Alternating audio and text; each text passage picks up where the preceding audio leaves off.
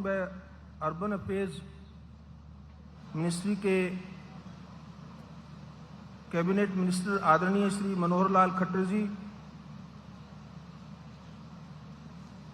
Supreme court of India से आज के इस कार्यक्रम में शामिल मेरे भाई जज साहिबान, सुप्रीम कोर्ट के सीनियर मोस्ट जज जस्टिस विक्रमनाथ जी, justice Satish Chandra Sharma, justice Augustine मसीह, justice Prasanna B Varale, justice शील नागू, जस्टिस श्री चंद्रशेखर, जस्टिस संजीव सचदेवा व जस्टिस अरुण पल्ली जी,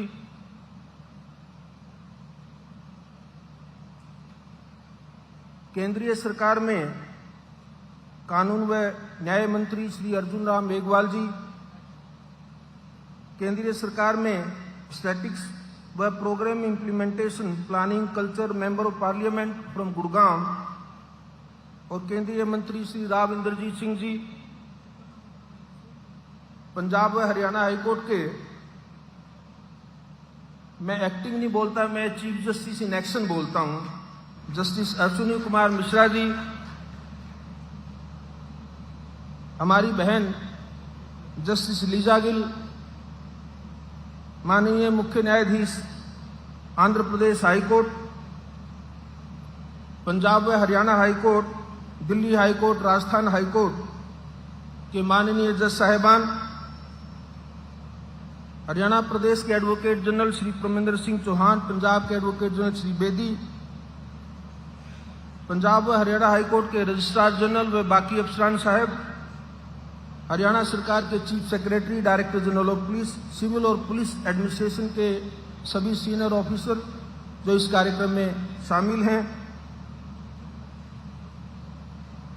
गुड़गांव सेशन डिवीजन के डिस्ट्रिक्ट जज श्री नरेंद्र सूरा व इस सेशन डिवीजन में पोस्टेड सभी जुडिशियल ऑफिसर्स,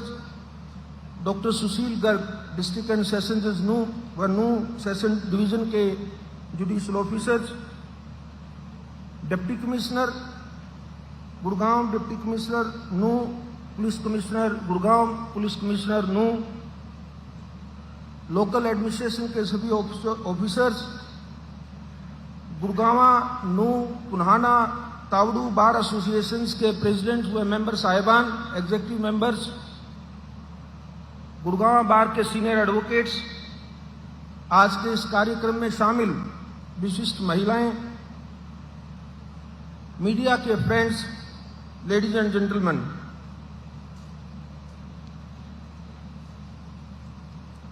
श्री नायब सिंह सैनी जी ने आप सबको याद दिलाया और वो मेरे लिए एक बड़ा ऐतिहासिक और स्मरणीय दिन है जब मैं जनवरी 2017 में पंजाब व हरियाणा हाईकोर्ट की बिल्डिंग कमेटी का इंचार्ज होने के नाते गुड़गांव के टावर ऑफ जस्टिस का हमने भूमि पूजन किया और उत्तर भारत के एक बहुत ही बड़े विशाल न्यायिक परिसर का जो सपना उस वक्त लिया गया उसको साकार करने के लिए आगे के कदम बढ़ाए। मैं न केवल हरियाणा, गुड़गांव और आसपास के क्षेत्र के लोगों को बल्कि पूरे भारतवर्ष को बधाई देता हूं कि जुडिशियल इंफ्रास्ट्रक्चर में आज एक बहुत ही बड़ी महत्वपूर्ण कड़ी जोड़ी गई है। आप सब इसके लिए बधाई के पात्र हैं। गुड़गांव ये सारा क्षेत्र जो लोग यहां सीनियर एडवोकेट्स हैं सब जानते हैं। शुरू में जब हरियाणा प्रांत बना तो ये मुख्यतः कृषि के लिए एक क्षेत्र जाना जाता था, परंतु धीरे धीरे गुरुग्राम क्षेत्र का विकास हुआ, उद्योग, नवाचार और निवेश का यह प्रमुख केंद्र बना।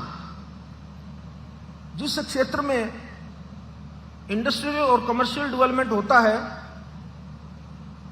तो उसके साथ स्वाभाविक है कि वहां पे कुछ कॉरपोरेट एंटिटीज भी आ जाएंगी और उसका परिणाम यह है कि देश की जो 500 फॉर्च्यून कंपनी जिनको मानते हैं, उनमें से आधे से ज्यादा कंपनियों के कॉरपोरेट ऑफिसेज गुरुग्राम क्षेत्र में हैं। मुझे बताया गया है कि 1500 से अधिक इंडियन कंपनीज और स्टार्टअप कंपनीज जो नए बिजनेस स्टार्ट होते हैं वो इस क्षेत्र के आसपास यहां पर कार्यरत है। जहां बिजनेस होता है, जहां कमर्शियल डेवलपमेंट होता है, जहां इंडस्ट्रियल डेवलपमेंट होता है, वहां पर यह भी नेचुरल है कि वहां कुछ कमर्शियल डिस्प्यूट्स या दूसरे किस्म के डिस्प्यूट्स भी जन्म लेंगे।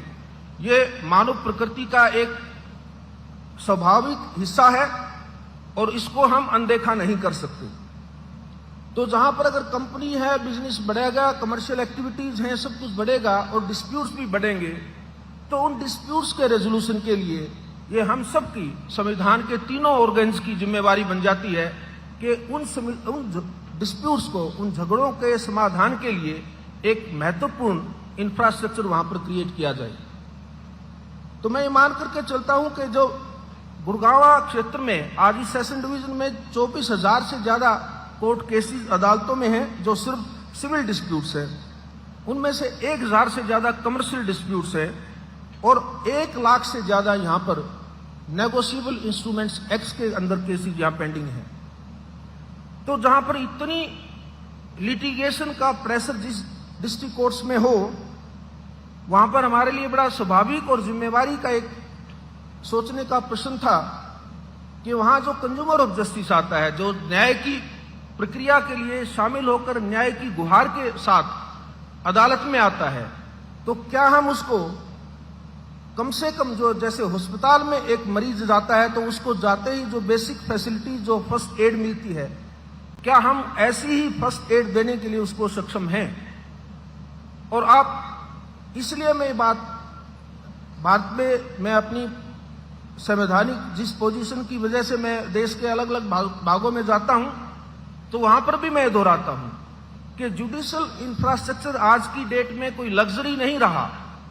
यह एक बहुत बड़ी आवश्यकता है। जो कंज्यूमर ऑफ जस्टिस है, जो गरीब आदमी है, सामाजिक स्तर पर जिसका आर्थिक सामाजिक रूप से जो पिछड़ा हुआ आदमी है, वो जब न्याय की गुहार के लिए अदालत में आता है तो ये हमारी जिम्मेवारी है कि हम उसको ऐसा माहौल दें जिसमें उसको ये संभावना जताई जाए, जिसमें उसका विश्वास बढ़े और उसको लगे कि मुझे यहां न्याय मिलेगा। और वो तभी संभव है जब उसमें एक अच्छा सा हमारा वहां पर वातावरण दिया जाए,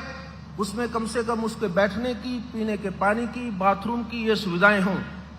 हमारी बेटियां, हमारी बहनें, हमारी माताएं कई बार मुकदमों की वजह से कोर्ट में आती हैं। जब तक उनके बैठने का, उनके अलग से सम्माननीय तरीके से उनके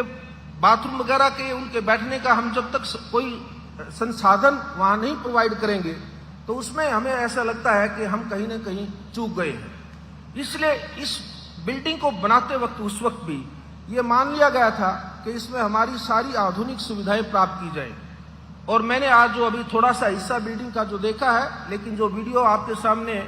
टेक्निकल डिपार्टमेंट ने, आर्किटेक्चर डिपार्टमेंट ने जो आपके सामने प्रस्तुत की, आपने देखा होगा ये भवन उन सारी सुविधाओं से संपन्न है। मुझे इस बात की खुशी है और मैं ये बात विशेष रूप से मैंने इसको पता करवाया कि यहाँ पर हमारी जो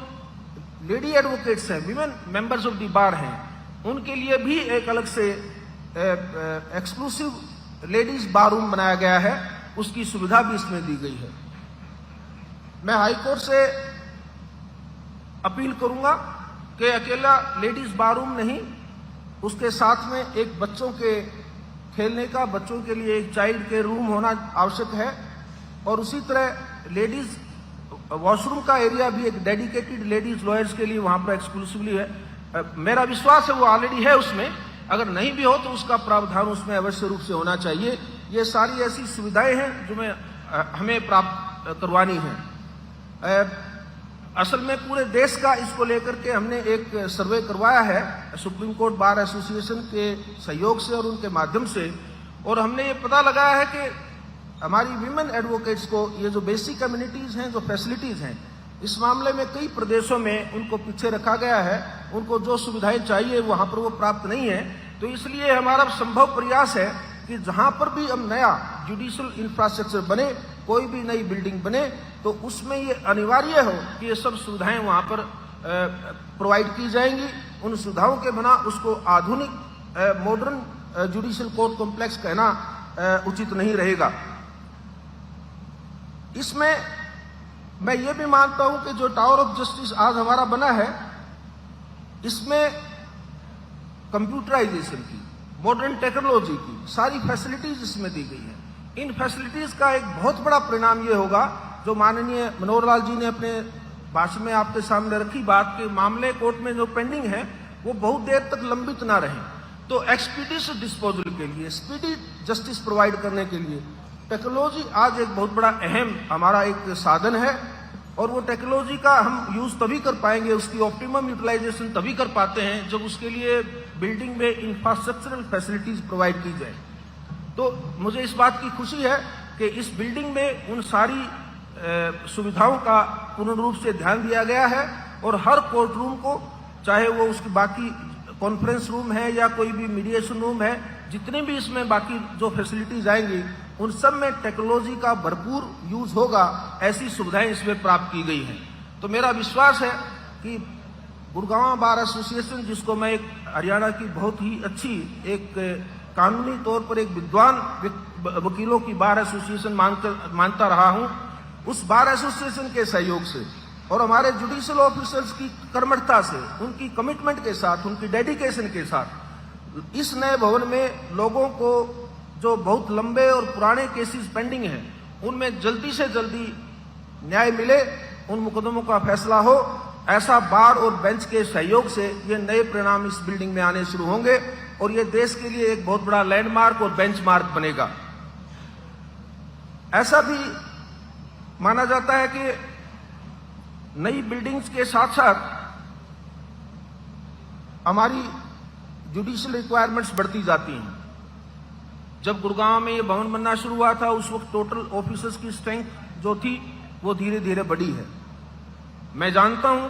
कि जिस ढंग से लोगों का जुडिशियल सिस्टम में ट्रस्ट और फेथ है, तो मुकदमों की संख्या भी स्वाभाविक रूप से बढ़ती जाती है। अलग अलग किस्म के नए किस्म के मुकदमे जो कभी 10 साल पहले नहीं सोचे थे, ऐसे ऐसे नए प्रकार के केसेस इस देश में बढ़ती प्रगति के साथ वो नए मुकदमे पैदा होते हैं। उन मुकदमों को ध्यान में रख करके, फोर्सीन सर्कमस्टांसेस हैं, अनफोर्सीन सर्कमस्टांसेस हैं, उनको ध्यान में रख करके हमें पता है कि भविष्य में और ज्यादा यहाँ पर जुडिशियल ऑफिसर्स की जरूरत आवश्यकता पड़ सकती है, और मैं मानता हूं कि ऐसी आवश्यकताओं को ध्यान में रख करके हरियाणा सरकार ने पिछले कितने सालों से जो सहयोग दिया है स्टेट की हाई कोर्ट को, स्टेट की जुडिशरी को, वो सहयोग बना रहेगा, और उस सहयोग के होते मुझे पूरा विश्वास है कि भविष्य की भी जो रिक्वायरमेंट्स कभी भी, चाहे वो गुड़गांव की हैं या किसी और क्षेत्र की हैं, उनका संपूर्ण रूप से निदान होगा और समय पर वहां पर वो फैसिलिटीज सारी प्रोवाइड की जाएंगी। उसका सबसे अच्छा उदाहरण आज नू और पुनाना में जो नए कोर्ट कॉम्प्लेक्स बनने के लिए, तावड़ू और पुनाना में, नू डिस्ट्रिक्ट सेशन डिवीजन में आज तावड़ू का और पुनाना के नए जुडिशियल कोर्ट कॉम्प्लेक्स का हमने जो आधारशिला रखी है, ये उसी बात का परिणाम है। सरकार इस बात के लिए सचेत है, जागरूक है, संवेदनशील है, और मुझे विश्वास है कि हाईकोर्ट जब भी कभी अपनी डेवलपमेंट से रिलेटेड, इंफ्रास्ट्रक्चर से रिलेटेड जो डिमांड सरकार के पास भेजेगी, उनको एक कंस्ट्रक्टिव तरीके से, एक पॉजिटिव एटीट्यूड के साथ उन मांगों को, जैसे पास्ट में भी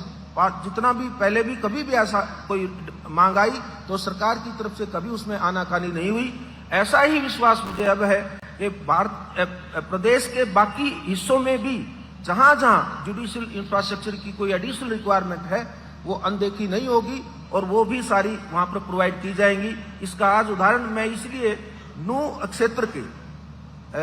वासियों को, नू की, पुनाना की, तावड़ी के बार एसोसिएशन के मेंबर्स को, उनके प्रधान को और वहां के जुडिशियल ऑफिसर्स को, वहां के हर जन को भी इस बात की बधाई देता हूं कि बहुत ही नजदीक भविष्य में आपके यहां भी एक मॉडर्न फैसिलिटीज के साथ नए जुडिशियल कोर्ट कॉम्प्लेक्स बनेंगे। बाकी प्रदेशों में मुझे जहां जाने का मौका मिला, वहां एक नया एक कंसेप्ट जो शुरू हुआ है, वो यूनिफाइड